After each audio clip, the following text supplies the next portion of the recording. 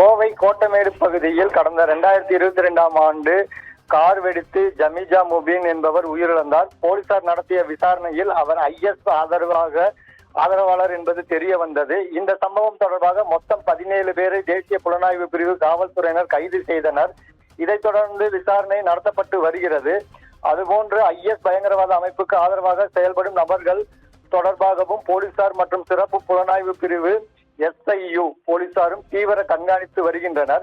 இந்நிலையில் சமூக வலைதளத்தில் IS அமைப்புக்கு ஆதரவாக 3 பேர் கருத்து தெரிவித்திருப்பதை கோவை மாவட்ட சிறப்பு புலனாய்வு பிரிவு போலீசார் கண்டுபிடித்தனர்.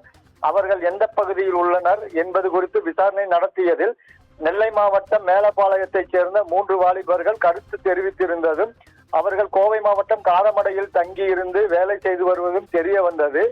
இதையடுத்து போலீசார் அந்த 3 பேரையும் பிடித்து விசாரணை நடத்தினர். அதில் அவர்களுக்கு வந்த தகவலை சமூக வலைதளத்தில் பகிர்ந்ததாக தெரிவித்துள்ளனர். இதையடுத்து போலீசார் அந்த 3 பேரையும் எச்சரித்து அனுப்பி வைத்ததாக தெரிகிறது. மேலும் இது தொடர்ந்து 3 பேரின் நடவடிக்கைகளை போலீசார் கண்காணித்து வருவதுடன் வேறு யாருக்கும் இதில் தொடர்பு உள்ளதா என்பது குறித்து தீவிர விசாரணை நடத்தி வருகின்றனர்.